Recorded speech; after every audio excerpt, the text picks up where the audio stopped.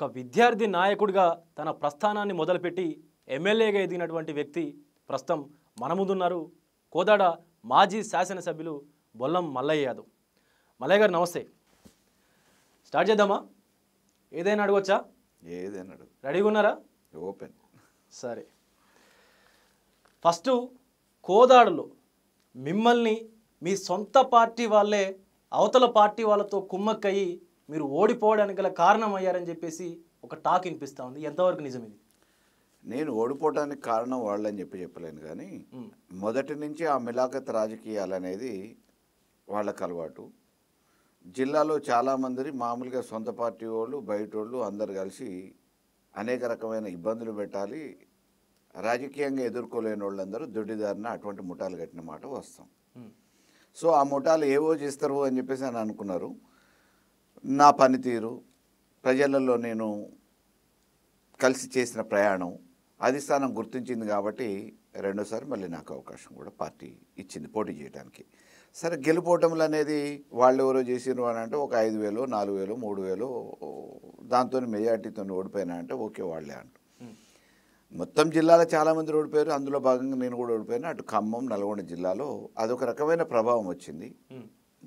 ఆ గాల్లో ఓడిపోయినాం తప్ప వీళ్ళు ఎవరో దుష్టశక్తులు వీళ్ళు మామూలుగా చేసిండ్రు. వాళ్ళ సొంత కుటుంబ సభ్యులు గెలవడానికి నా సహకారం తీసుకున్నారు. నేను వాళ్ళేదో ఓడగొడితే ఓడిపోయినా అని చెప్పి అనడానికి ఏం లేదు. సొంతంగా నా స్వశక్తితో నేను మామూలుగా ప్రయాణం చేసుకుంటూ వచ్చిన. పార్టీ అన్న తర్వాత అందరి సహకారం అవసరం, కానీ ఈ దొడ్డిదారి చేసేటోళ్ళ విషయం ఏందో, వాళ్ళ నిజ స్వరూపం ఏందో ప్రజలకు అందరూ కూడా తెలిసింది కదా. ఇప్పుడు మీరు కోదాడ కాన్స్టిట్యున్సీలో ఎమ్మెల్యేగా ఉన్నప్పుడు చాలా రకాలుగా అవినీతి జరిగింది, మీ సొంత పార్టీ కార్యకర్తలే మీ మీద తిరగబడ్డారు అని చెప్పేసి అంటా ఉన్నారు. మీరు ఓడిపోవడానికి గల కారణం ఏంటి? అసలు అవినీతి జరిగిందా మీరున్నప్పుడు కాన్స్టిట్యున్సీలో? అయ్యాల అధికారంలో ఉన్నా కాబట్టి బురద చల్లితే సరిపోతుంది, నమ్ముతారు అని చెప్పేసి అనుకున్నారు. ఇప్పుడు మరి అవినీతి జరగంది మీరెందుకు ఓడిపోయారు? ఓడిపోయిన వాళ్ళందరూ అవినీతి చేస్తేనే ఓడిపోయారా? మార్పు కోరుకున్నారు. ఆ మార్పులో భాగంగా ఒకసారి 2 సార్లు వాళ్ళకి వేసినాము, ఒకసారి వీళ్ళకి వేద్దాము, ఇటువంటి సహజమైన ధోరణిలో ఓడిపోవడం జరిగింది తప్ప అవినీతి అనంటే మరి ఈరోజు నేను అధికారంలో లేను కదా, ఆ అవినీతి ఏందో బయటికి తీయచ్చు కదా. నిజంగా అవినీతి జరిగితే ఆ రోజు అన్న బద్మాషులు ఎవరైతే ఉన్నారో ఈరోజు బహిరంగంగా మామూలుగా ఆ అవినీతిని ఏదో బయట పెట్టవచ్చు. ఆ రోజు కూడా ఏదో నోటికి అనటం తప్ప ఎక్కడ కూడా ఆధారాలతో చెప్పలేదు కదా. నోటికి మామూలుగా ఏదైనా ప్రచారం చేస్తారు, దానికి ఏం చేయగలుగుతాం? ఇప్పుడు మల్లన్నకి యాంగర్ మేనేజ్మెంట్ ఇష్యూస్ ఉన్నాయా? 25 సంవత్సరాల నుంచి నేను కోదాడలో తిరుగుతున్నా. అటువంటిది ఏదైనా ఉంటే బూతులు వస్తాయా? మల్లన్నకు బూతులు వస్తాయా? ఇప్పుడు ప్రజా జీవితంలో ఉంటే అటువంటివి ఉంటే ఎన్ని రోజులు రాణించగలుగుతాం? చిత్రీకరించడానికి రకరకాలుగా చిత్రీకరిస్తుంటారు. 4 గోడల మధ్యలో మామూలుగా ఏం మాట్లాడిరు ఏంది అని అనేది కాకుండా బయటకు వచ్చిన తర్వాత అనేక రకాలుగా చిత్రీకరిస్తే దానికి చేయగలిగేదే ఉంది. ప్రజా జీవితంలో ఉన్నోళ్ళు ఈ ఆవేశాలని వీటన్నిటిని పెట్టుకుంటూ నడుస్తుందా? ఎంత సౌమ్యంగా ఎంతమందితో మంచిగా మాట్లాడితే సహజంగా కుటుంబాలతో ఆ సన్నిహితం పెరుగుతుంది, ప్రజా జీవితంలో ఉండగలుగుతాం. కాబట్టి ఒక్కొక్కళ్ళు ఒక్కో రకంగా ఏది చేతగాను దద్దమ్మలు ఏదో ఒకటి ప్రచారం. మొన్న జరిగినటువంటి ఎన్నికల్లో ఎలక్షన్లు ప్రచారంలో మీరు మాట్లాడలేదా? నేను ఉద్దేశపూర్వకంగానో ఇంకేదో బూతులు మాట్లాడిన సందర్భాలు ఉండవు. సహజమైన ధోరణిలో ఎక్కడన్నా ఒక దగ్గర ఏదైనా జరిగినప్పుడు సహజం, మనిషి ఉప్పు కారం తింటున్నప్పుడు ఎక్కడో ఒక దగ్గర ఏదో ఒకటి మాట్లాడతారు. అది ఉద్దేశపూర్వకంగానో కావాలని రెచ్చగొట్టడానికో ఇంకోటి అనేది కాదు కదా, సహజమైన ప్రక్రియలో. ఇంకొకటి, ఒక టీవీ ఇంటర్వ్యూ ఇస్తూ మీరు ప్రస్తుతం ఉమ్మడి నల్గొండ జిల్లాలో ఒక మంత్రిగా ఉన్నటువంటి వ్యక్తి పైన, ఒక వ్యక్తిని దిగజారుడు వ్యక్తి, దిగజారుడు మనిషి అని మాట్లాడారు. కరెక్టేనా అది? ఇప్పుడు కూడా దానికి నిలబడే ఉన్నా, కట్టుబడి ఉన్నా. తప్పు కాదా అది అట్లా మాట్లాడడం? ఉన్న వాస్తవము. ఆయన చరిత్ర తెలిసిన వాళ్ళు ఎవరైనా అదే అంటారు. ఢిల్లీలో కూర్చున్న అధిష్టానానికి తెలియకపోవచ్చు, ఇక్కడి నుంచి పోయి మెప్పు పొందడానికి 4 మాటలు చెప్తే వాళ్ళ దృష్టిలో మంచి ఉండొచ్చు, కానీ ప్రజా జీవితంలో ఉన్న ఆయన నిజ స్వరూపం ఏందనేది ప్రజలకు అందరూ కూడా తెలుసు. మొత్తం ఇప్పితే మేడి పండు చూడు, మేడి పొట్ట విప్పు చూడు, పురుగులు ఉండు అన్నట్టు ఆయన నిజ స్వరూపం ఏంది అని అనేది అక్కడ తెలిసిన వాళ్ళకి అందరికీ తెలుసు. 5 కోట్ల రూపాయలు డబ్బులు తగలబడ్డాయి. ఎలక్షన్ల కోసం 2014లో నా మీదనే పోటీ చేసి ఆయన భార్యను గెలిపించుకోవడానికి తీసుకొని వచ్చిన మిగిలిన పైసలు తీసుకుపోతుంటే చందాల రూపంలో వసూలు చేసిన పైసలు 5 కోట్ల రూపాయలు కారదలబడ్డాయి. ఆయన ఏడన్ని నిజాయితీ పరుడు. మీరు ఖర్చు పెట్టలేదా ఎలక్షన్స్లో డబ్బులు నేను ఖర్చు పెట్టినా, ఎవరు ఖర్చు పెట్టిరు అని అనేది ప్రజలను అడిగితే చెప్తారు. నేను డబ్బులు మామూలుగా ఖర్చు పెట్టినా అని అంటే నా ప్రజా జీవితంలో ప్రయాణం కోసం ఖర్చు పెట్టడం వేరు. కానీ అవినీతి సొమ్ముతోని గెలుపు కోసం మామూలుగా అడ్డమైన దారులు దొక్కటం అనేది అది ఉత్తమ్ కుమార్ రెడ్డికి పెట్టిన విద్య, వెనతో పెట్టిన విద్య. నేను అటువంటి అడ్డదారులు దొక్కదలుచుకోలేదు. ఎన్నికల ముందు కూడా బహిరంగంగా చెప్పిన, నేను ప్రజా జీవితంలో 20 సంవత్సరాల నుంచి ఉన్నా, మీ కుటుంబ సభ్యులుగా ఏ అవసరం వచ్చినా అక్కర వచ్చినా నేను పనిచేయడానికి సిద్ధంగా ఉంటా. ఇవాళ అడ్డదారులు దొక్కి అక్రమంగా సంపాదించిన పైసలతోనే రాజకీయం చేయాలనుకునేటోళ్ళు మాటలు నమ్మి మీరు మోసపోవద్దు. నేను బీదరికం నుంచి వచ్చినోడిని, డబ్బులు ఓట్లని కొనుగోలు చేయడానికి నా దగ్గర అంత ఆర్థిక శక్తి లేదు, కాబట్టి మీరు మాయ మాటలు నమ్మొద్దు అని చెప్పేసి ఎన్నికల కంటే ముందు కూడా నేను అప్పీల్ చేశాను. అసలు ఎందుకు వచ్చింది రాజకీయాలకు రావాలనేటువంటి ఆలోచన ఎందుకు వచ్చింది మల్లయ్య యాదవ్కు? రాజకీయాలకు రావటం అని అంటే ఓన్లీ అగ్రకులాలోళ్ళు, డబ్బులు ఉన్నోళ్ళు, భూస్వాములు వీళ్ళు మాత్రమే చేయాలన్నా? సామాన్యుడు చేయకూడదా? రాజకీయాలు అనేటివి ఏంది ఖరీదైన వస్తువు? అదేమన్నా ప్రజా జీవితంలో ఏ సమస్యలు అయితే ఉన్నాయో ఆ సమస్యల కోసం వేదిక మీదకి ఎక్కి మేము మీ అట్టడుగు వర్గాలకు ఇచ్చేస్తాం, బలహీన వర్గాలకు ఇచ్చేస్తాం అని చెప్పేసి ఖద్దరు చొక్కాలు వేసుకొని ఎన్నికలలో రాజకీయ ఉపన్యాసాలు ఇచ్చే వాళ్ళ మాటలు నమ్మి ఎన్ని రోజులు ఓట్లేసి మోసపోవాలి? ఆ వర్గాలకు సంబంధించిన ప్రతినిధిగా, ఆ బాధలు తెలిసిన వ్యక్తిగా, ఆ వర్గాలకి న్యాయం చేయాలనుకునే ఒక లక్ష్యం ఉన్న వ్యక్తిగా రాజకీయాలు ఎంచుకున్నా. ఇప్పుడు మీ ఉమ్మడి జిల్లాలో, ఉమ్మడి నల్లగొండ జిల్లాలో 2 మంత్రులు ఉన్నారు. ఇప్పుడున్నటువంటి ప్రభుత్వంలో ఎట్లా ఉంది అభివృద్ధి? చూస్తున్నారు కదా, ఎండిపోయిన పంటలు, వాళ్ళు ఇచ్చిన హామీలు నెరవేరక రైతుల బాధలు, పండిన పంటను కొనే నాదులు లేక రోడ్ల మీద పోసుకొని ఆవేదన. వేసినవి మామూలుగా బోనస్ అని అన్నారు. మొదటిసారి వేసిన వాళ్ళకి వేసిరు, చివరి వాళ్ళకి ఏను కూడా వేయలేదు. ఈరోజు ధాన్యం కొనుగోలు చేసే పరిస్థితి లేదు, చివరికి భూములకు నీళ్ళు ఇచ్చే పరిస్థితి లేదు. 2 మంత్రులు ఉన్నారు. అది కూడా నీటిపారుదల శాఖ మంత్రి ఉన్నాడు, భారీ నీటిపారుదల శాఖ మంత్రి, పౌర సరఫరాల శాఖ మంత్రి. నల్గొండ జిల్లాలో ఉన్న రైసు మిల్లుల దగ్గర పైసలు వసూలు చేసుకోవడానికి వాళ్ళ అధికారం, పదవులు ఉపయోగపడుతున్నాయి తప్ప ప్రజలకు పనిచేసే దాంట్లో ఉపయోగపడట్లేదు. ఇప్పుడు మొన్న జరిగినటువంటి అసెంబ్లీ ఎన్నికల్లో కేసీఆర్, బీఆర్ఎస్ ఓడిపోయి బిస్తర్ సర్దుకోవడానికి గల ప్రధాన కారణాలు ఏంటి అంటే ఒక 2 ఏం చెప్తారు మీరు? బిస్తర్ ఏం సర్దుకుంటుంది విజయ్, ఒక్కోసారి గెలుపోవటంలు సహజం. అవి 294 నియోజకవర్గాల నుండి ఉమ్మడి రాష్ట్రంలో ఎన్ని సీట్లకు పరిమితమైంది కాంగ్రెస్? 23, 24 సీట్లకు పరిమితమైన కాంగ్రెస్ మళ్ళీ తర్వాత అధికారంలోకి రాలేదా? మొన్న 5 శాసనసభ్యులతో నుండే ఇవాళ అధికారంలోకి రాలేదా? అనేక సందర్భాలలో గెలుపోవటములు ప్రామాణికం కాదు. ఈ రాష్ట్రాన్ని సాధించిన పార్టీ ఎన్నో ఇబ్బందులు పడ్డ, అవమానాలకి, వివక్షలకి, అసమానతలకి, నిరాదరణకు గురైన ఈ తెలంగాణ కోసం ఆర్నిషలు పనిచేసి ఒక్కడిగా ఒంటరి పోరాటం చేసి వేలాది మందిని కూడగొట్టుకొని లక్షలాది మందితో రాష్ట్రాన్ని సాధించి, ఆ సాధించిన రాష్ట్రానికి అనేక రకమైన అభివృద్ధి పథకాలు తీసుకురావాలనే వినూత్నమైన ఈ దేశంలో ఏ ముఖ్యమంత్రి చేయని విధంగా చేసి అగ్రభాగాన ఈ దేశంలో నిలబెట్టడానికి తెలంగాణని అభివృద్ధి చేసిన మహానుభావుడు ఇవాళ ఏదో అధికారం పోయినంత మాత్రాన, ప్రజలు ఏదో చిన్న చిన్న వాటికి అపోహలకి గురైనంత మాత్రాన తెలంగాణను వదిలేసుకుంటారా? అయాల అధికారం వస్తుందనా? ఉన్న అధికారాన్ని వదిలిపెట్టుకొని పోరాటం మొదలుపెట్టింది కదా ఒంటరిగా. అయాల ఎటు చూసినా కానీ ఏ చీకట్లు తప్ప వేరే వెలుతురు లేదు, మార్గమే లేదు. అటువంటిది తెలంగాణ గురించి ఊహించుకొని రేపు సాధిస్తా అనే నమ్మకంతో, విశ్వాసంతో మొదలుపెట్టిన నాయకుడు రాష్ట్రాన్ని సాధించి ప్రభుత్వాన్ని 10 సంవత్సరాలు నడిపి అనేక అభివృద్ధి కార్యక్రమాలు, పథకాలు తీసుకొచ్చి ఇవాళ ఏదో ఓడిపోయినంత మాత్రాన ప్రజలు రాజకీయం కోసం కాదు, అధికారం కోసం కాదు కేసీఆర్ గారు. డెఫినెట్గా ఈ బీఆర్ఎస్ పార్టీ అనేది తెలంగాణ ప్రజల కోసం ఆవిర్భించిన పార్టీ. రేపు తెలంగాణ ప్రజల బాగోగుల కోసం పనిచేస్తుంది. ఇచ్చిన హామీలు నెరవేర్చని ఈ కాంగ్రెస్ నాయకుల మెడలు వంచి పని చేపిస్తుంది. మీ బాస్ అనొచ్చా? కేసీఆర్ గులాబీ బాస్ మీ బాస్ అనొచ్చా? 100% బాస్. సుమారుగా ఓడిపోయిన తర్వాత 6-7 నెలల తర్వాత ఫామ్ హౌస్ విడిచి బీఆర్ఎస్ భవన్కి వచ్చిన నిన్న కేసీఆర్. ఆ యొక్క కార్యవర్గ సమావేశంలో మీరు కూడా పాల్గొన్నట్టుగా మాకు తెలిసింది. ఎలాంటి దిశానిర్దేశం చేసిండు, అసలు ఎలాంటి మాటలు మాట్లాడిరు కేసీఆర్ గారు నిన్న ఆ సమావేశంలో? రేవంత్ రెడ్డి లెక్క ఒర్రుతూనే రాజకీయ నాయకుడు అవుతాడు అనుకుంటే ఎట్లా? అయిన దానికి కాని దానికి పనికిరాని దానికి కూడా మాట్లాడితేనే ప్రతిపక్ష హోదాలో ఉంటాడు అనుకుంటే ఎట్లా? మౌనం కూడా ఒక అర్థం ఉంటుంది, మౌనం వెనుక ఒక వ్యూహం ఉంటుంది. అధికారం ఇచ్చిర్రు ప్రజలు, కొత్తగా ప్రభుత్వం అయింది.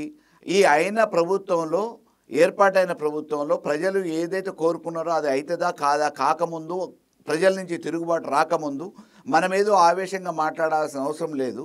ప్రజల నుంచే ఆ వస్తున్న స్పందన చూసి తప్పకుండా ఇచ్చిన హామీలు నెరవేర్చడం కోసం మనం ఏ సందర్భంలో ఎప్పుడు ఏ రకంగా మాట్లాడాలో మాట్లాడగలిగిన అనుభవం ఉన్న నాయకుడు కాబట్టి డెఫినెట్గా సందర్భానుసారంగా ఆయన వ్యూహం ఉంటుంది, మాటలు ఉంటాయి, నడవడిక ఉంటుంది. ఇప్పుడు నిన్న జరిగినటువంటి ఈ కార్యవర్గ సమావేశానికి మాజీ మంత్రులు, సిటీలో ఉండేటువంటి ఎమ్మెల్యేలు కూడా గైర్ హాజరయ్యారు. ఏంటి కారణాలు ఏంటి? ఇప్పుడు వ్యక్తిగత కారణాలు ఉండొచ్చు, ఆరోగ్య సమస్యలు ఉండొచ్చు, ఎవరైనా ఒకళ్ళిద్దరు రాకపోవచ్చు. దానికి పెద్ద భూతద్దంలో పెట్టి చూడాల్సిన అవసరం లేదు. ఈరోజు మామూలుగా పార్టీకి దూరంగా ఉండి ఇంకో పార్టీ కోసం ఆలోచించేటోడు అని అంటే రాజకీయ అవగాహన లేని అజ్ఞానం అనుకోవాలి. ఎందుకంటే ప్రజలందరూ కూడా ఈరోజు కాంగ్రెస్ని చీత్కరించుకుంటున్నారు, విసుక్కుంటున్నారు. ఈ బూతులు దాదాపుగా నాకు తెలిసి ప్రపంచ చరిత్రలో ఏ ముఖ్యమంత్రి ఏ ప్రభుత్వానికి తిట్టకపోవచ్చు. ఈరోజు అటువంటి బూతులు తిడుతుంటే సామాన్యుడు కూడా విసుక్కుంటుంటే, చీత్కరించుకుంటుంటే, ఈ పార్టీని వదిలిపెట్టి రేపు భవిష్యత్తున్న పార్టీ, భవిష్యత్తున్న నాయకుడు వదిలిపెట్టేసి వేరే పార్టీలకు ఓటానికి ఏదో అలిగి ఇంట్లో కూర్చున్నారు అని చెప్పి అనుకోవటం అనేది పొరపాటు. వ్యక్తిగత కారణాల వల్ల ఏదైనా రాకపోవచ్చు. ఇప్పుడు ఆల్రెడీ మీ పార్టీ నుంచి 10 మంది ఎమ్మెల్యేలు కాంగ్రెస్లోకి జంప్ అయ్యారు. వాళ్ళతో పాటు ఇంకొక మిగిలినటువంటి ఇంకో 10-15 మంది కూడా వెళ్ళడానికి సిద్ధంగా ఉన్నారని చెప్పేసి టాక్ వస్తూ ఉంది. మరి మీరెప్పుడు పోతారు కాంగ్రెస్ పార్టీలకి? నాకు కాంగ్రెస్ పార్టీకి పోవాల్సినంత అవసరం లేదు. సొంత కూటే కదా, ఇదివరకు మీరు కాంగ్రెస్ నుంచి వచ్చారు కదా. అయి ఉండొచ్చు, కానీ ఆ రోజు ఆ పార్టీ నాకు అన్యాయం చేసిందా, అందులో ఉన్న వ్యక్తులు అన్యాయం చేసిరా అనేది అయిపోయింది. ఈరోజు నాకు పార్టీ అన్ని రకాలుగా అవకాశం ఇచ్చింది. కేసీఆర్ గారు నన్ను ఆదరించి, ఆశీర్వదించి, అవకాశం ఇచ్చి టికెట్ ఇచ్చారు. చివరి క్షణాల్లో ప్రజలు ఆశీర్వదించారు. 5 సంవత్సరాలు ఒక శాసనసభ్యుడిగా నేను పనిచేసే అవకాశం ఈ పార్టీ నుంచి వచ్చింది. రెండోసారి మళ్ళీ ఎన్ని రకాలుగా కుట్రలు కుతంత్రాలు జరిగినా, దొడ్డిదారిన అనేక రకమైన ప్రయత్నాలు చేసినా ఒక బలహీన వర్గాల బిడ్డగా నన్ను ఆశీర్వదించి మళ్ళీ బీఫామ్ ఇచ్చారు. ఈ పార్టీని వదిలిపెట్టాల్సిన అవసరం నాకేముంది? ఆ గత్యంతరం. రాజకీయంగా నేను పోరాటం చేయడానికి సిద్ధం. గెలిచినా ఓడిపోయినా, అధికారంలో ఉన్నా లేకపోయినా, కోదాడ నియోజకవర్గంలో పుట్టిన బిడ్డగా సచ్చినా బతికినా అక్కడనే పోరాటం చేస్తా. అదే ప్రజలతో మమేకమై ఉంటా. ఇదే పార్టీతోని కొనసాగు. పార్టీ మారే ఆలోచన లేదు మల్లయ్య యాదవ్కి? ఆ అవసరమే లేదు. ఇప్పుడు మొన్న జరిగినటువంటి ఎంపీ ఎలక్షన్స్లో బీఆర్ఎస్ ఒక్క సీటు కూడా గెలవలేదు. దానికి ప్రధాన కారణం అసెంబ్లీ ఎన్నికలు ఇవన్నీ జరిగిన తర్వాత బీఆర్ఎస్ నేతలే కావాలని బీఆర్ఎస్ పార్టీని కుంటుపట్టేలాగా చేసిరు. అందుకే ఈ యొక్క ఎంపీ సీట్లు కూడా గెలవలేదు అని చెప్పేసి కూడా నిన్న కేసీఆర్ చురకలు అంటించినటువంటి సందర్భం ఉంది అని చెప్పేసి కూడా వార్తలు వస్తూ ఉన్నాయి. ఎంతవరకు నిజం ఇది? ఒకటి ముమ్మాటికి వాస్తవం. అధికారం ఉన్నప్పుడు వలస పక్షులు కొంతమంది వచ్చారు. వాళ్ళ అధికారాన్ని ఉపయోగించుకున్నారు, వాళ్ళ పబ్బం గడుపుకున్నారు, పార్టీని వదిలేసి స్వలాభాల కోసం పోయి ఉండొచ్చు. అంత మాత్రాన పార్టీ ఏడికిపోదు. కేసీఆర్ గారు మొదలుపెట్టినప్పుడు వీళ్ళందరూ ఉన్నారా? మేము అందరం ఉన్నామా? ఒంటరిగా మొదలుపెట్టినోడే కదా. పిరికిడి మంత్రి కూడా లేరు కదా. ఉద్యమాన్ని తారాస్థాయికి తీసుకొచ్చింది కదా. రాష్ట్రాన్ని కూడా సాధించగలిగింది కదా. ప్రభుత్వాన్ని 2 సార్లు ఏర్పాటు చేసింది కదా. సుదీర్ఘమైన రాజకీయ అనుభవంతో పాటు ముఖ్యమంత్రిగా 2 సార్లు అయిన నాయకుడు ఎవరు? ఈ రాష్ట్రంలో ఆవిర్భవించినప్పటి నుంచి ఈ ఉమ్మడి ఆంధ్రప్రదేశ్ ఉన్నప్పుడు కూడా సుదీర్ఘంగా 10 సంవత్సరాలు ముఖ్యమంత్రిగా కొనసాగిన ముఖ్యమంత్రి ఒక కేసీఆర్ గారే. మరి ఈరోజు ఏదో ఒక 10 మందిలో 20 మందిలో రాజకీయ స్వలాభం కోసం పోయిన వాళ్ళు ఎవరైనా ఉంటే ఈ పార్టీని వాడుకొని పోయిన వాళ్ళ వల్ల పెద్ద నష్టం. అటువంటి నాయకులను ఎంతోమందిని తయారు చేయగలిగిన శక్తి కేసీఆర్ గారికి ఉంది. ఇప్పుడు కాళేశ్వరం ప్రాజెక్టు గురించి మాట్లాడదాం. కాళేశ్వరం ప్రాజెక్టు నీళ్లు మీ కోదాడ కాన్స్టిట్యున్సీ, మీ పక్కన ఉన్నటువంటి సూర్యాపేట, పక్కనే ఉన్నటువంటి తుంగతుర్తి కాన్స్టిట్యున్సీకి కూడా నీళ్లు వచ్చినాయి అని చెప్పేసి మీరు గతంలో మాట్లాడారు, ప్రజలకు కూడా తెలుసు. మరి ఇప్పుడు వస్తున్నాయా కాళేశ్వరం నీళ్లు తుంగతుర్తికి, కోదాడకు, సూర్యాపేటకు? కాళేశ్వరం నీళ్ళు వస్తే పంటలు ఎందుకు ఎండిపోతున్నాయి? ఎండుతున్నాయా? మొత్తం సూర్యాపేట జిల్లా మొత్తం మా నియోజకవర్గంలో మోత మండలంలో ఎండిపోతున్నాయి, పెన్పాడులో ఎండిపోతున్నాయి, పేపర్లకు వస్తున్నాయి, మీడియాకు వస్తుంది. రైతులు గడ్డి కోసుకుంటా ఇక మేము ఈ ఎండిపోతున్న పొలాలను ఏం చేస్తాం, కనీసం బర్లకానే పనికి వస్తుంది అని చెప్పేసి గడ్డి కోసుకొని పోతున్నారు, గడ్డి అమ్ముకుంటున్నారు కదా. ఇది బహిరంగ రహస్యమే కదా. భారీ నీటిపారుదల శాఖ మంత్రిగా బాధ్యతలు వహించి నేను రేపో మాపో ముఖ్యమంత్రిని అవుతున్నా అని చెప్పేసి గొప్పలు చెప్పుకుంటున్న ఉత్తమ్ కుమార్ రెడ్డి ప్రాతినిధ్యం వహిస్తున్న ఆ నియోజకవర్గాలలోనే పంటలు ఎండిపోతుంటే దద్దమ్మ లెక్క కూర్చుంటున్నారు కానీ కనీసం పట్టించుకునే పరిస్థితి లేదు. నీటిపారుదల శాఖ మంత్రి ఉన్నటువంటి ఉమ్మడి జిల్లాలకే నీటి ఎద్దడి ఎందుకు వస్తుంది? వాళ్ళకి చేతగానితనం, వాళ్ళ చేతగాని దద్దమ్మతనం, అన్ని రకాలుగా వడ్డించిన విస్తర్ లెక్క అన్ని రకాలుగా చేసి ఇచ్చినా కానీ కేసీఆర్ గారు బీఆర్ఎస్ ప్రభుత్వం వాటిని ఉపయోగించుకోవడం చేతగాక, అవగాహన లేక. ఒకప్పుడు ప్రాజెక్ట్స్ మీద అసెంబ్లీలో చర్చ పెడితే అవగాహన లేక పారిపోయిన వాళ్ళే కదా వీళ్ళందరూ. మీరు వడ్డించిన విస్తరని మీరు అంటుండ్రు, అప్పుల కుప్ప చేసిపోయి మా నెత్తిన పెట్టినని చెప్పి వాళ్ళు అంటున్నారు. అప్పులు ఉన్నాయా ఆదాయం ఉన్నదా అయ్యాలి తెలియదా? వీళ్ళు అధికారంలో రావడానికంటే ముందు అడ్డమైన హామీలు ఇచ్చారు కదా. వీళ్ళు ఏమైనా వేరే దేశం నుంచి పరాయి దేశం నుంచి వచ్చిరా? నిద్రపోయిరా? ఏడవనుకున్నారు? వీళ్ళందరూ ప్రాతినిధ్యం వహించిన వాళ్ళే కదా పార్టీకి, ఆ పార్టీలో ఉన్నోళ్లే కదా. ప్రతిపక్ష హోదాలో ఏం జరుగుతుందన్నది అవగాహన ఆ మాత్రం లేకపోతే మరి అధికారంలోకి అడ్డమైన హామీలు ఎవరు ఇవ్వమన్నారు? చేయటానికి చేతగాని అసాధ్యమవుతున్నాయి అనుకున్నాయి అప్పులు ఉన్నాయి అని చెప్పి తెలిసిన తర్వాత అధికారం కోసం ఎందుకు పాకులాడారు? అయాల అధికారంలో రావడం కోసం అడ్డమైన హామీలు ఇచ్చి ఈరోజు చేతగాక దద్దమ్మల లెక్క మామూలుగా మీకు అది చేపించుకోవడానికి చేతగానోళ్ళు ఇవాళ అప్పులు ఉన్నాయి, అది ఉన్నాయి, ఇది ఉన్నాయి, బంగారు బిందెలు ఉన్నాయి అనుకొని వచ్చిన లంకెల బిందెల కోసం వచ్చిన ఈరోజు మామూలుగా ఉత్త ఖాళీ కుండలు ఉన్నాయి అని చెప్పేసి ముఖ్యమంత్రి మాట్లాడి అందరికాడికి దూసుకునే ప్రయత్నం మంత్రులు చేస్తుంటే అంటే వీళ్ళ జేబులు నిండితే చాలా ప్రజలకు ఇచ్చిన హామీలు గాలికి వదిలేస్తారా? ఇప్పుడు కాళేశ్వరం గురించి టాపిక్ వచ్చింది కాబట్టి అడుగుతున్నా. కాళేశ్వరం ప్రాజెక్టు మీద కోర్టుకు వెళ్ళినటువంటి పర్సన్ని నిన్న రాత్రి ఆయన హత్యకు గురైనటువంటి పరిస్థితి కనిపిస్తూ ఉంది.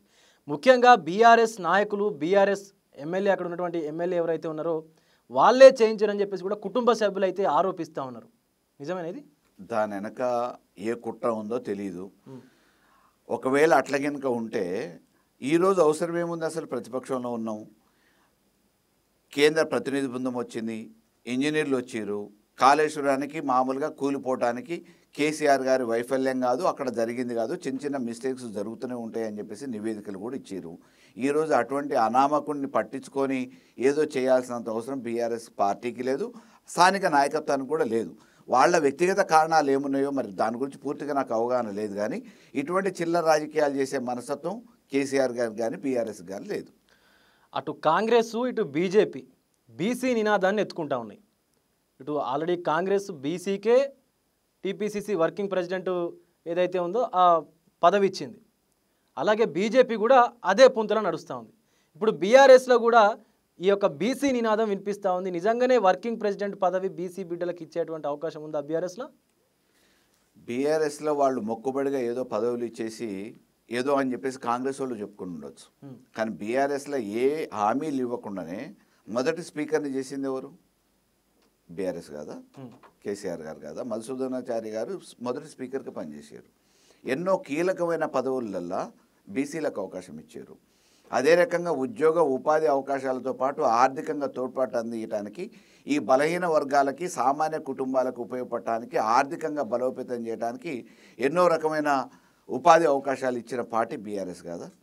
ఇవాళ వీళ్ళేదో మొక్కుబడిగా ఓటు బ్యాంక్ రాజకీయాల కోసం మాట్లాడుతుండొచ్చు. మాకు పదవులు కావాలి, అధికారం కావాలి కాబట్టి అధికారం కోసం ఓటు బ్యాంక్ రాజకీయాల కోసం మాట్లాడుతుండొచ్చు. కానీ అమలు చేసిన పార్టీ బీఆర్ఎస్ పార్టీ. ఇవాళ మేము దానికి కట్టుబడి ఉన్నాం. 42% మీరు చేయండి, స్థానిక సంస్థలలో చేయండి. బడ్జెట్లు ఎందుకు కేటాయించలేదు? బడ్జెట్లో మీకు అవకాశం ఉంది కదా. ఎంత జనాభా ఉంటే ఆ రేషియో ప్రకారం మీరు మామూలుగా వాటాలు కేటాయించాలి కదా. దాని ప్రకారం 42% బడ్జెట్ మీ చేతిలో ఉన్న బడ్జెట్ని ఎందుకు కేటాయించలే? ఉద్యోగ ఉపాధి అవకాశాలు ఎందుకు మెరుగుపరచలే? ఇవాళ విద్యార్థులకు అవకాశాలు ఇవ్వండి, రిజర్వేషన్స్ ఇవ్వండి, అది మీ చేతిలో ఉన్న పనే కదా. రాజ్యాంగబద్ధంగా వచ్చినప్పుడు పొలిటికల్ రిజర్వేషన్ ఏమిస్తారో ఇవ్వండి. కానీ ఈ లోపల మీరు చేయగలిగిన అవకాశాలు ఉన్న వాటిని ఎందుకు చేయట్లే? కార్పొరేషన్ పదవులలో ఎందుకు బీసీలు గుర్తురాలే? మార్కెట్ కమిటీలలో ఎందుకు బీసీలు గుర్తురాలే? ఇవాళ నామినేటెడ్ పదవులలో ఎందుకు గుర్తు రావట్లే? మీరు చట్టం వచ్చిన తర్వాతనే చేయాలన్న రూలా? మీరు చట్టం వస్తుందని చెప్పేసి తేలేని అసమర్థులైతే ఆ రోజు ఎందుకు హామీ ఇచ్చారు? తేగలుగుతామనే నమ్మకం ఉన్నప్పుడు ఇవాళ ఎందుకు ఇంప్లిమెంట్ చేయట్లే? మీ చేతిలో అవకాశాలు ఉన్నవి. 14 నెలలు అవుతుంది ప్రభుత్వం వచ్చి. ఆ దిశగా ఎందుకు అడుగులేయాలి? ఇవాళ స్థానిక సంస్థల ఎన్నికలు వచ్చిన తర్వాత 42% గురించి కులగణన అనే పేరు మీద తప్పుల తడగ్గా చైర్మన్ ఉత్తమ్ కుమార్ రెడ్డిని పెట్టి తప్పుల తడగ్గా తయారు చేసి జనాభా పెరిగిందాన్ని వదిలిపెట్టేసి తగ్గినట్టు ఎందుకు అంటే చైర్మన్ ని ఉత్తమ్ కుమార్ రెడ్డిని పెట్టిరు కాబట్టే బీసీలో ఉన్నటువంటి ఆ కులగణన సర్వే అనేది తప్పుల తడకైంది. అట్లనే 52% ఉన్నటువంటి ఆ బీసీల లెక్క 42%కి పడిపోయింది అంటున్నారా? అంటే ఒక అసమర్థుని పెట్టిరు కాబట్టి, ఆ సబ్ కమిటీకి అసమర్థుని పెట్టిరు కాబట్టి, తప్పుల తడగ్గా ఇచ్చింది కాబట్టి అతని మీద కూడా చర్యలు తీసుకోవాలి కదా. ఇవాళ బీసీల సంఖ్యను తగ్గించి చూపిద్దామంటే రేపటి భవిష్యత్తు వాటికి గడ్డి కొట్టినట్టే కదా. అటువంటి అసమర్థుని ఎట్లా పెడతారు మీరు? ఒక చిత్తశుద్ధి కలిగిన పెట్టాలి కదా. మీరు మామూలుగా ఈరోజు లెక్కలు తీసినవన్నీ తప్పుల తడగ్గా అని మీరే ఒప్పుకున్నారు కదా. 42% కాదు రీసర్వే చేస్తామని చెప్పి చెప్తున్నారు కదా. అయ్యాల ఎన్యూమరేటర్స్ని ఎంతమందిని లోపలికి రానిచ్చారు, ఎంతమందిని లెక్కలు ఇచ్చారు? మీరు చెప్పేదాని మీద వాళ్ళు అనుమానాలను వ్యక్తం చేశారు కదా. ఉన్న పథకాలను ఏడ తీసేస్తారో, మీరు ఇచ్చిన క్వశ్చన్లు 70 క్వశ్చన్లు కులగన్నకి దీనికి సంబంధం ఏముంది? మీరు ఆదాయము, ఈ ఆస్తి వివరాలు ఇవన్నీ తీసుకొని మమ్మల్ని ఇబ్బంది పెట్టడానికి అని చెప్పేసి నిరాకరించారు కదా, ఎన్యూమరేటర్స్ తరిమేసారు కదా. గతంలో మీ బీఆర్ఎస్ చేసినటువంటి ఏదైతే ఇంటింటి సర్వే ఉన్నదో దాంట్లో మరి బీసీ లెక్కలు తీసిరా? డెఫినెట్గా ఉంది, పబ్లిక్ డొమినియన్లో ఉంది. ఆ లెక్కల ఆధారంగానే కదా వీళ్ళు చెప్పేది. ఆ లెక్కల ఆధారంగానే 52% అని చెప్పారు కదా. పబ్లిక్ డొమైన్ అంతెందుకు విజయ్, ఈరోజు ఓటర్ లిస్ట్ ఉంటుంది. సరే, యాదవ, గౌడ, చాకల, ముదిరాజ అని లేకపోవచ్చు, బీసీ అని ఉంటుంది, ఓసీకి ఓసీ అని ఉంటుంది. నీకు ఆ కేటగిరికల్గా చూస్తే ఈరోజు బీసీ జనాభా ఎంత అనేది తెలుస్తుంది. ఇవాళ నువ్వు చేయాల్సింది ఏంది? బీసీలలో 100 కుటుంబాలలో ఏ కులానికి సంబంధించిన వాళ్ళు ఎంతమంది అనేది టేబులింగ్ చేయాలా. ఇప్పుడు మీ ఇంటెన్షన్ ఏంది? ఇదంతా బోగస్ సర్వే అంటుండ్రా? 100% తప్పుల తడగ్గా 10 సంవత్సరాల నుంచి అసలు జనాభా, బీసీ జనాభా పుట్టలేదు. ఎఫ్సీ వాళ్ళు పుట్టిరు, బీసీ వాళ్ళు అందరూ చచ్చిరు. ఇక మామూలుగా జనాభానే పెరగలేదంటే ఎవడన్నా నమ్ముతాడా పోయి దీన్ని? ఇంత జనాభా, లక్షలాది మంది జనాభాకు మామూలుగా లక్షలలో పుట్టలేదు, వేలల్లో పుట్టలేదు. వేలల్లో ఉన్న జనాభాకి లక్షలలో పుట్టినట్టు వాటి లెక్కలు రాసుకుంటే దీన్ని తప్పులు తడకంటారా? మరి ఏమంటారు? చిత్తు కాగితాలలో వేయటానిక? ఎవరిని ఇంకా తప్పుదో పట్టేయటానికి, ఎవరిని ఇంకా ముంచటానికి? స్వాతంత్రం వచ్చిన అప్పటి నుంచి ఇప్పటి వరకు ముంచింది సరిపోక, వాడుకున్నది సరిపోక, ఓటు బ్యాంక్ రాజకీయాలు చేసింది సరిపోక, ఇవాళ కూడా ఇంత టెక్నాలజీ పెరిగిన తర్వాత, ఇంత అవేర్నెస్ పెరిగిన తర్వాత, ఇంత మేధావులు ఉన్న తర్వాత కూడా ఇంకా ఈ వర్గాల్ని అనగదొక్కే ప్రయత్నమే కదా. జనాభా లెక్కలే మీరు సరిగా చేయలేని వాళ్ళు రేపు రిజర్వేషన్ చేస్తారా? మిమ్మల్ని నమ్మొచ్చా? ఆ విశ్వాసం ఉందా ఇవాళ? జనాభా లెక్కలు తెలిసలేని వాళ్ళు మీరు రిజర్వేషన్ చేస్తారంటే నమ్ముతారా? ఎన్నికలు వస్తున్నాయి కాబట్టి మాట్లాడుతున్నారు. మీ మీద కులగన్న పేరు మీద తీర్మానం చేసి పంపిస్తాం, పార్లమెంటు బీజేపీ కేంద్రంలో ఉంది, ఎవరైనా చేసుకొని అని అంటే నీకంత చేతగానో నిన్ను ఎవడు చేయమన్నాడు? నువ్వు కొట్లాడి తీసుకురా, సాధించగలరు. మీ వెనక మేము ఉంటాం, బీసీ వర్గాలు ఉంటాం. ఇవాళ రాజకీయాలతో సంబంధం లేదు. నువ్వు పోరాటం చేయి, మీ పోరాటానికి మేము మద్దతు ఇస్తాం. ఇప్పుడు ఎమ్మెల్యేలు, పార్టీ ఫిరాయించినటువంటి ఎమ్మెల్యేల కాన్స్టిట్యున్సీల్లో ఖచ్చితంగా బై ఎలక్షన్ వస్తుంది. ఆ ఎలక్షన్కు సిద్ధంగా ఉండాలని చెప్పేసి నిన్న కేసీఆర్ ప్రస్తావించినటువంటి సందర్భం ఉంది సమావేశంలో. వస్తాయా ఎలక్షన్స్, బై ఎలక్షన్స్ వస్తాయా? ఒకరోజు వెనక ముందైనా డెఫినెట్గా బై ఎలక్షన్లు వస్తాయి. ఆడ జెండా ఎగరేసేది మళ్ళీ గులాబీ జెండానే. గతంలో గెలిచిన మెజారిటీ కంటే ఇంకా ఎక్కువ మెజారిటీతో గెలుస్తుందా బీఆర్ఎస్ పార్టీ? 10 నియోజకవర్గాల్లో ఉప ఎన్నిక వస్తే ఖచ్చితంగా గెలుస్తుందా బీఆర్ఎస్ పార్టీ? నేను అదే అంటున్నా. గతంలో వచ్చిన ఎన్నికలలో మెజారిటీ కంటే అదనంగా ఇంకో 10,000 20,000 మెజారిటీ పెరుగుతుంది తప్ప తగ్గదు. తగ్గకుండా గెలుస్తాం. రైట్. ఈరోజు నందీనగర్లో కేటీఆర్ నివాసంలో కూడా కేసీఆర్ ఒక సమావేశాన్ని ఏర్పాటు చేయబోతా ఉన్నారు. పార్టీ శ్రేణులకు దిశానిర్దేశం చేస్తూ ఉన్నారని చెప్పేసి ఒక ఇంటెల్ ఉంది మాకు. ఎలాంటి దిశానిర్దేశం చేయనున్నారు? ఇప్పటి వరకు బహిరంగంగా బయటికి రాకపోవచ్చేమో, అనునిత్యం వారు సమాలోచనలు జరుగుతూనే ఉంటాయి. ఎంతోమంది నాయకులపై వ్యవసాయ క్షేత్రంలో కూడా 20,000 కలుస్తూనే ఉన్నారు. వారందరితో కూడా మాట్లాడుతూనే ఉంటారు. వాళ్ళు మామూలుగా విషయాన్ని షేర్ చేసుకుంటూనే ఉంటారు. వాళ్ళు చెప్పే విషయాలు కేసీఆర్ గారు చేసే దిశానిర్దేశం చేస్తూనే ఉంటారు. ఇది కొత్త కాదు. ఇవాళ ఏదో మామూలుగా నందినగర్లో ఉన్నారు కాబట్టి, వీళ్ళని పిలుస్తారు కాబట్టి సమాలోచనలు జరుగుతూ ఉన్నాయి, ప్రతినిధులతో మాట్లాడుతున్నారు, పార్టీ నాయకులతో మాట్లాడుతున్నారు అనేది మీడియాకు ఒక వార్త కావచ్చు. కానీ వారు నిరంతరం ఇదే పనిలో ఉంటారు. ఆయన రాజకీయంగా 1983లో మొదలుపెట్టిన నాటి నుంచి నేటి వరకు అనునిత్యం ప్రజల మధ్యన, నాయకుల మధ్యన, ప్రజా సమస్యల మధ్యనే కాలం వెళ్ళదీసే వ్యక్తి. ఏ ఒక్కరోజు కూడా రెస్ట్ తీసుకునేటోడు కాదు. రాజకీయ పరిణితి కలిగిన వ్యక్తి కాబట్టి అనుక్షణం ఈ తెలంగాణ ప్రజల కోసం ఆయన గుండె కొట్టుకుంటూనే ఉంటుంది, ఆయన మనసు ఆవేదన వ్యక్తం చేస్తూనే ఉంటుంది. ఇంకొకటి, ఉమ్మడి ఖమ్మం జిల్లా నుంచి ఒక ప్రధాన నాయకుడిని పార్టీ మారకపోయి ఉంటే బీఆర్ఎస్ మళ్ళా అధికారంలో ఉండేది అనేటువంటి చర్చ జరుగుతూ ఉంది బయట. నిజమేనా? ఇది కావాలని చెప్పి ఆయన బీఆర్ఎస్ మీద పగతోనే మొత్తం ఖమ్మం జిల్లాని మొత్తం స్వీప్ అవుట్ చేసేసిండా? అంటే ఆయన ఉండుంటే పార్టీ ఏమవుతుండో కూడా తెలియదు కదా. ఇప్పుడు పార్టీ ఒకవేళ ఆయన ఉంటే పార్టీ వస్తుందని కొంతమంది అపోహ కావచ్చు, ఊహాగానం కావచ్చు, వాళ్ళ ఎక్స్పెక్టేషన్స్ కావచ్చు. కానీ అటువంటి చీడ పురుగులు పార్టీలో ఉంటే కూడా పార్టీకి ఎంత నష్టం అవుతుందో అని అనేది కూడా చెప్పుకోవాలి కదా. 2018 ఎన్నికలలో ఆయన ఈ పార్టీలో నుండి ఇంకో పార్టీ అధికారంలోకి రావాలని చెప్పేసి అనేక రకమైన ప్రయత్నాలు చేసిన వ్యక్తే. అయినా కొనసాగించింది, పార్టీలో అవకాశం ఇచ్చింది, కాంట్రాక్టులు చేసుకున్నాడు. ఆయన బేసికల్లీ కాంట్రాక్టర్ కాబట్టి ఈరోజు రాజకీయ ఆలోచన ఉంది కాబట్టి డబ్బుల మూటలతో రాజకీయం చేయాలనుకున్నాడు. ఆయన పోయినంత మాత్రానే ప్రజలందరూ పోయారు అని అంటే ఈరోజు కాంగ్రెస్ మామూలుగా రాజీనామా చేసి అదే నియోజకవర్గంలో పోటీ చేయమనండి. ఇంత పెద్ద శక్తిగల నాయకుడు కదా, ఆయన ఉంటే అధికారంలోకి వస్తుండే అంటే గెలవడం చెప్తున్నారా? మళ్ళీ అదే నియోజకవర్గంలో పోటీ చేస్తే గెలవడం? ఈ రోజు రాజీనామా చేసి ఎన్నికల పోటీలో నిలబడమనండి.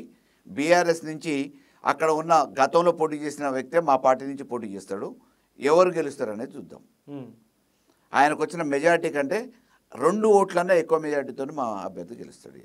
అంటే ఇప్పటికిప్పుడు ఎలక్షన్స్ పెడతారు తెలంగాణలో. ఇప్పటికిప్పుడు ఎలక్షన్స్ పెట్టినా కూడా బీఆర్ఎస్ వస్తుందని చెప్పేసి కూడా బీఆర్ఎస్ వర్గాల్లో ఒక చర్చ నడుస్తూ ఉంది. వస్తుందా బీఆర్ఎస్ మళ్ళీ అధికారంలోకి? నేనేమంటున్నా, ఇంత పెద్ద మొగోడు ఆయన పోకపోతే బీఆర్ఎస్ అధికారంలోకి వస్తుండే అని చెప్పేసి కొంతమంది ఊహాగానాలు విశ్లేషణ చేస్తున్నారు కదా.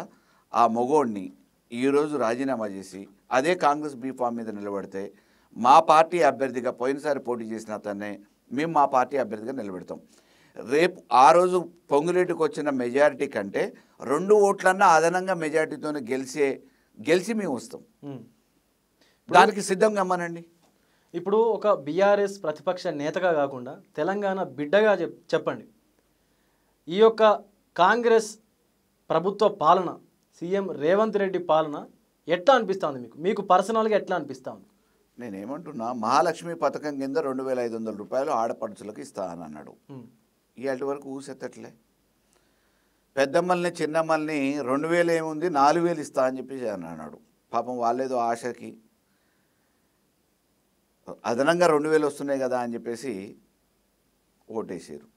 ఏమైంది ఇవాళ? ఇప్పటికి 2 నెలలు జంప్ అయిపోయింది, ఇవ్వలే. ఎప్పుడు ఇస్తారో తెలియదు, అయోమయంలో ఉన్నారు.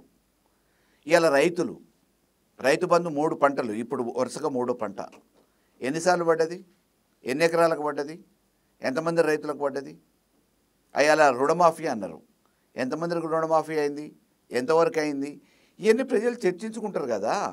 మీరు ఇలా అధికారంలో రావడం కోసం అడ్డమైన హామీలు ఇచ్చి అది చేయటానికి చేతగాక ఇవాళ అన్ని అబద్ధ ప్రచారాలతో అయ్యాళ్ళేమో ఎన్నికలలో గెలవటానికంటే ముందు మేము చేస్తామన్నారు. ఇవాళనేమో ఎవరన్నా అడిగితే వేదికల మీద మేము చేసినామని చెప్తున్నారు. చేసింది లేని లబ్ధి పొందిన ప్రజలు చెప్పాలి, మాకు జరిగింది అని చెప్పేసి ప్రజలు నిర్భయంగా బయటికి వచ్చి చెప్పాలి నిజాయితీగా. ఒకవైపు ఏమో రైతులు లబ్ధిదారులు మాకు రాలేదు అని లబోదిబో మొత్తుకుంటుంటే మేమేమో చేసినామని అంటే ఇంతమైన అబద్ధాల కోరింకోడు ఉంటాడా ముఖ్యమంత్రి? ఒక గౌరవప్రదమైన సీట్లో కూర్చొని మాట్లాడే మాటలేనా? ఇవాళ వ్యవసాయ శాఖ మంత్రి అట్లే మాట్లాడతాడు, ఒక మంత్రికి ఇంకో మంత్రికి సంబంధం లేని పొంతలు లేని మాటలు వాళ్ళు క్యాబినెట్ మంత్రులు మాట్లాడతారు. మంత్రులు మాట్లాడేదానికి ముఖ్యమంత్రి మాట్లాడేదానికి పొంతన ఉండదు.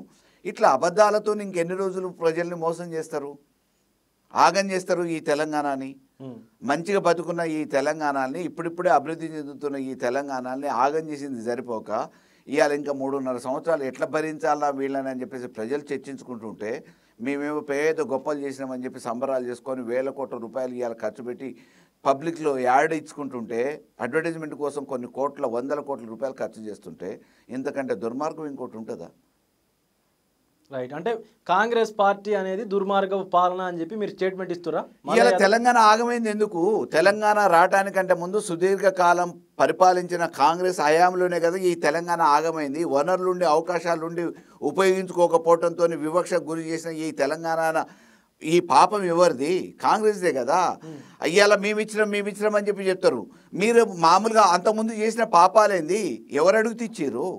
కేసీఆర్ ఉద్యమం చేస్తే, ప్రజా సంఘాలు ముందుకు వస్తే, బలహీన వర్గాలు రోడ్డు బాటున పడితే, ఎన్నో రకమైన ఉద్యమాలు చేస్తే, తప్పనిసరి పరిస్థితులలో మీ మెడలు ఉంచితే కేంద్రంలో ఉన్న అధికారంలో ఉన్న మీ కాంగ్రెస్ పార్టీ ఇచ్చింది. ఎవరి కోసం ఇస్తారు? అంతకుముందు ఈ తెలంగాణకి వివక్షకు గురి చేసింది ఎవరు? మీరు కాదా? తెలంగాణలో అయ్యాల మీ పండించిన పంటలేంది, ఇవాళ పండుతున్న పంటలేంది, అయ్యాల వచ్చిన నీళ్ళేంది? ఇవాళ మీరు దద్దమ్మ లెక్క కృష్ణా గోదావరి జలాల గురించి పోరాటం చేయలేకపోతున్నారు.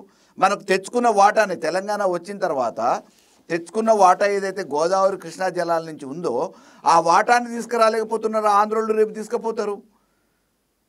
అది అన్ని రకాలుగా వడ్డించిన విస్తర మాదిరిగా తయారు చేసిన ఈ తెలంగాణని ముందుకు తీసుకుపోవడానికి చేతగాని అసమర్థులు, ఆ పాలన చేతగాక ఈరోజు మళ్ళీ ఆగం చేసే పరిస్థితులలో ఉంటే దీన్ని అర్థం చేసుకోలేక ఇబ్బంది పడుతూ ఇంకా మేము గొప్పలు చేసినాం అని చెప్పేసి కాంగ్రెస్ నాయకులు చెప్పుకుంటూ ఉంటే ప్రజలు గగ్గోలు పెడుతున్నారు కదా. మీ అసమర్థ పాలన చూసి చర్చించుకుంటున్నారు కదా. ఇవాళ పొలాలకు నీళ్లు రాక కోతలు కోసుకుంటున్నారు. ఎండిపోయిన పొలాలను బర్ల మేపుతున్నారు. సోషల్ మీడియాలో వస్తున్నాయి. ఎవరు మామూలుగా ఎవరో చెప్తే పొలాలను గాలికి వదిలేయరు కదా, బర్లను మేపరు కదా.